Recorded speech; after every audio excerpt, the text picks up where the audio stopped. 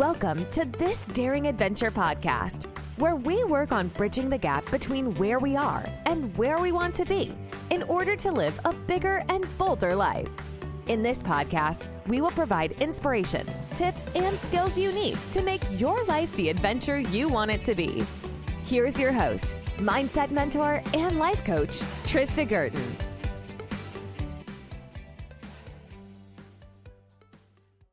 Hey everybody, welcome back.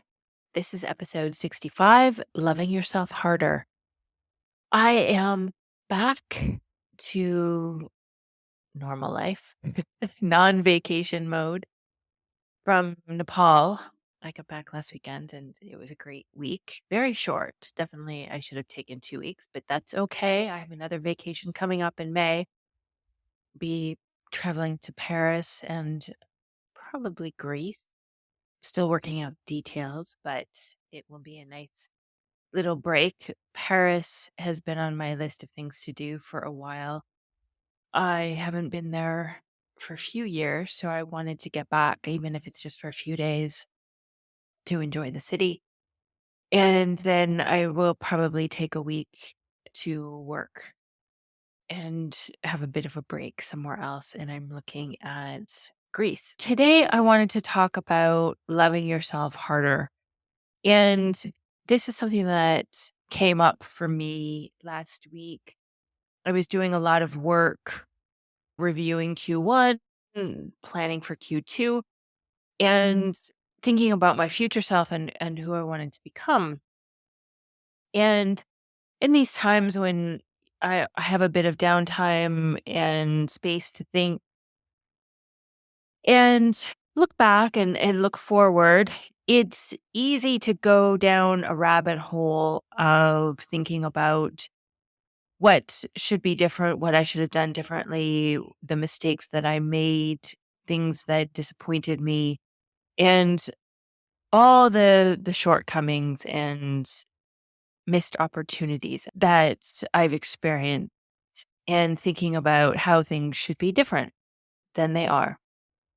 And one of the things that I had to consciously do the work of over the past few weeks was understanding that these mistakes, these disappointments, these missed opportunities are a part of life and they will happen. They will continue to happen. But it's an opportunity for me to become better at letting them go and moving past them and using them as an opportunity to learn and to grow and to stop feeling badly about them. So I wanted to go in a little bit about that today. And I think it's important because there really is no escaping it. Mistakes, disappointments, missed opportunities will continue to happen. They will show up in many different ways in our lives, things that we will use against ourselves to beat ourselves up, to make ourselves feel badly. But it really is during these times that we cannot go back and we can't undo what we've done or what's happened, what other people have done. But we always have a choice as to how we want to respond and how we want to treat ourselves and how we want to use it as perhaps an opportunity. And as an opportunity, each of these can be a space for us to either love ourselves harder or to love ourselves less. And I vote for harder. This is because there is no downside to loving yourself harder. And in fact, it is the path for us to achieve greater self-awareness and development and build greater resilience and to really help take ourselves to the next level, which is basically what we're here for, as far as I'm concerned. You and I are a work in progress. I've said that and thought that many times, and it's true. You will never be done. I will never be done. And to me, this is one of the best parts of being a human being, really, when you think about it, that we have this capacity to grow and to evolve and to change and to learn, and that the possibilities for our lives and ourselves and our capacity to grow is unlimited. And everything can be an opportunity to learn more about ourselves and to create a greater and deeper connection with ourselves as well, which is amazing, which is truly one of the greatest gifts we have as a human being. And so you can either use mistakes and disappointments and missed opportunities as an opportunity to make yourself feel badly or to understand what happened and to pull out what you can learn from it to grow and to use to take yourself to the next level, as I said. Or you can use it to beat yourself up and feel badly. And we all do this. It beating ourselves up and making ourselves feel bad comes very easily, right? Our brain will default to the negative. It will look for problems. It thinks it's keeping us safe. It thinks that by doing this, by defaulting to the negative and looking for the problems, it will help us to keep us safe and avoid that sort of problem in the future. But it feels terrible and it's not necessary. When you take the time to understand what happened, what went wrong, what you maybe did that you could change in the future, you become more conscious of how you are showing up in your own life and what you are doing. And it is an opportunity then to do things differently going forward, which can lead to bigger and better achievements and results. So it's important as a first step to stop beating yourself up. No more criticism, no more name calling. That is one of the most important steps when it comes to mistakes and disappointments and missed opportunities. You also want to stop judging yourself. It's easy to get caught in the trap of trying to obtain perfectionism. We see unrealistic standards all around us, but letting go of that self judgment and practicing self compassion is important. And somehow, when we make mistakes or encounter setbacks, it's very easy to be judgmental. But when we have that self compassion and we can be kind and understanding to ourselves, we then develop a greater relationship with ourselves. And we are human. So these will continue to happen. And it's learning to treat ourselves with the same empathy and same kindness and compassion that we would to a child or a friend in the same situation. Oftentimes, we are kinder to others than we are to ourselves. And if you're finding that, then it is important to stop, take a pause, remember that you deserve the exact same compassion and kindness that you would give others. Right? Then, whatever happens, don't use any of it as evidence that you're not worthy. You are 100% worthy just because you are a human being on the planet. That's it. You just had to show up. Don't use it as evidence that you're not good enough or not capable of creating or living the life that you want. Mistakes don't have to be terminal, they don't have to be fatal. And when we can see mistakes and disappointments as opportunities for growth rather than signs of inadequacy, then this is what will empower us. And you have the power to respond in any given situation. And you can use this as an opportunity to shape your own narrative and define your worth. You don't have to allow any of these mistakes or setbacks to define you, but you can use them as stepping stones towards your goals. And this is where you generate empowerment, and it will help to build greater confidence and self-esteem. But you are already 100% worthy. You are good enough. You are capable of creating whatever it is you want. None of these mistakes, none of these failures, none of these setbacks or disappointments define you. You get to define you, not your actions, not your mistakes. You learn from them, you use them, and then you move on. One of the important things that you can do is ask yourself how you can love yourself better, deeper, more. Giving your brain that task, opening it up to having these thoughts and this conversation with yourself will help you to find ways to create that connection with yourself and show up in a more loving and compassionate way. What would it look like to love yourself more?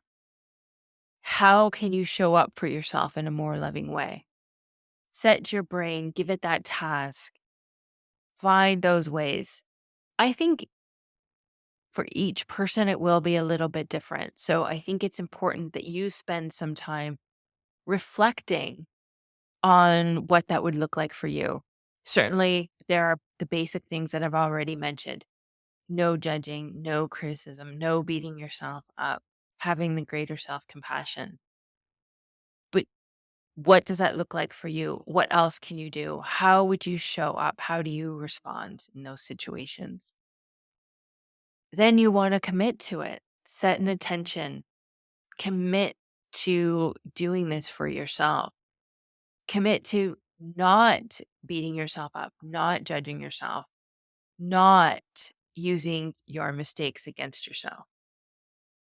If there are going to be obstacles in your way, which there probably will, can you find them? Finding the obstacles ahead of time. What are the obstacles that would prevent you from showing up for yourself in a more loving way? If you can distill those down, then you can solve for them ahead of time or have that awareness when they do happen and solve for them then.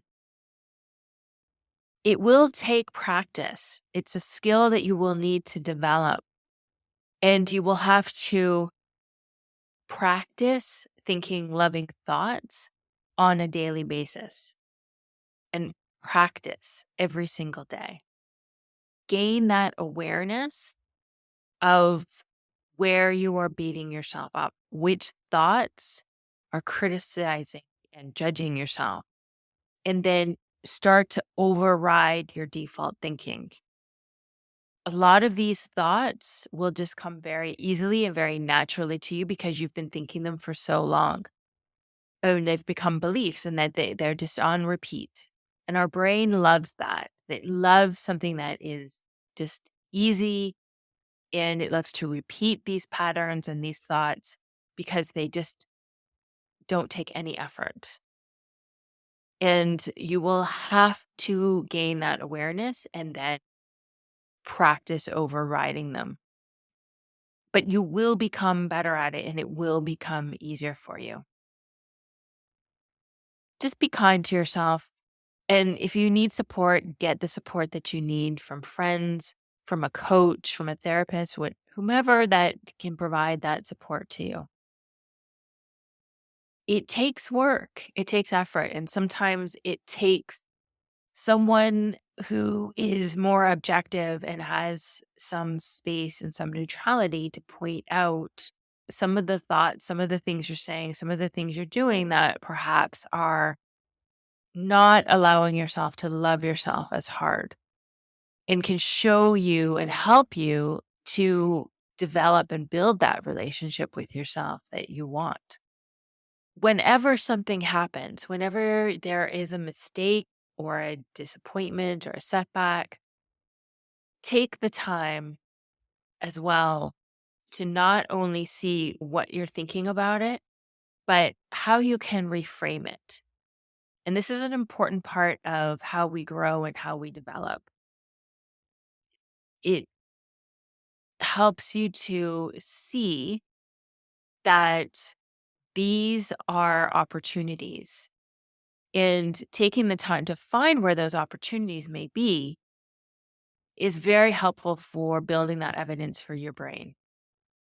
Otherwise, your brain will default to the negative and make it a problem and just be all the doom and gloom, right? But it takes a bit of work and it takes a bit of time and effort to reframe it and to redirect your brain to, what are the opportunities here? What can I learn here? And this is how we become more resilient. This is how we evolve. And from there, then we can go on to bigger challenges and bigger opportunities. And this is why we're here. So it's an important step in the process. One of the things I've also come across and have been telling myself lately is that whatever has happened was always meant to have happened. It not for everybody, I realize that, but I find that when I think that and when I tell myself that, I can let go a little bit. I really let go of some of the resistance and let go of some of the arguing with reality and move into acceptance. It just brings me a little bit of peace. It brings me a little bit of calm.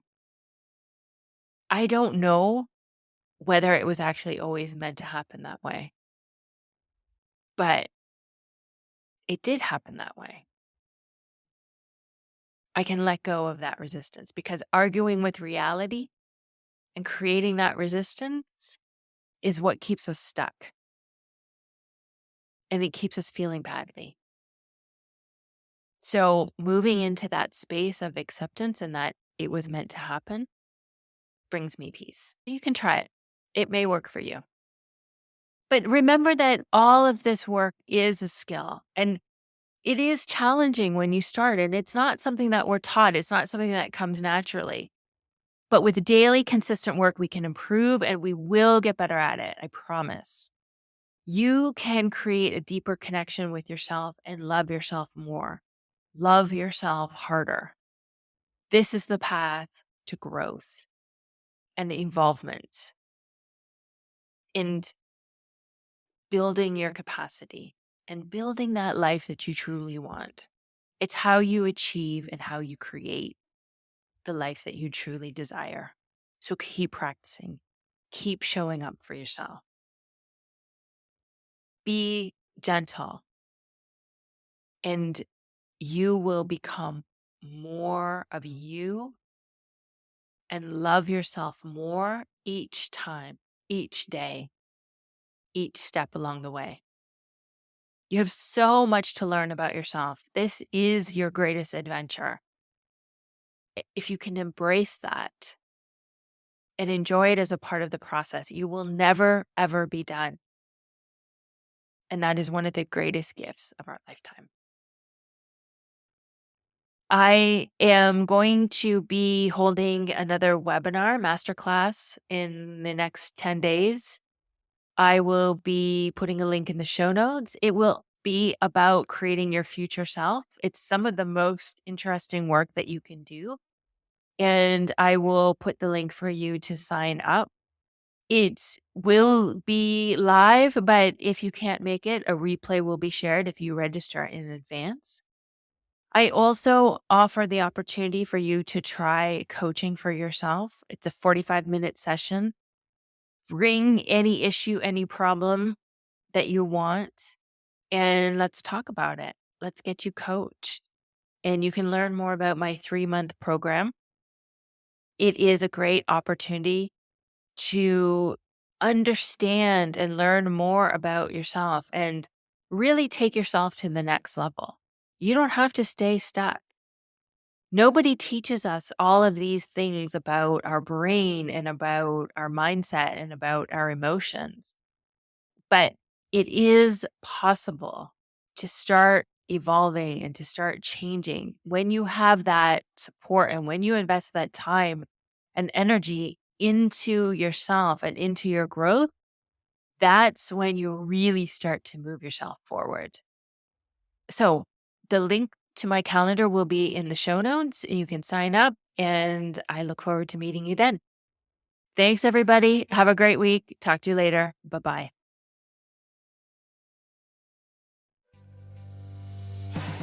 Thank you for listening to this Daring Adventure podcast with your host, Trista Gurton. We hope you enjoyed the tips and conversations on how to get excited about life again. As always, you can head to tristagurton.com for additional resources and to book a one-on-one coaching session. You can also follow Trista on Instagram at Trista V. Gurton. Don't forget to subscribe, rate, and review us on Apple Podcasts. Thanks again for tuning in, and we'll see you next time.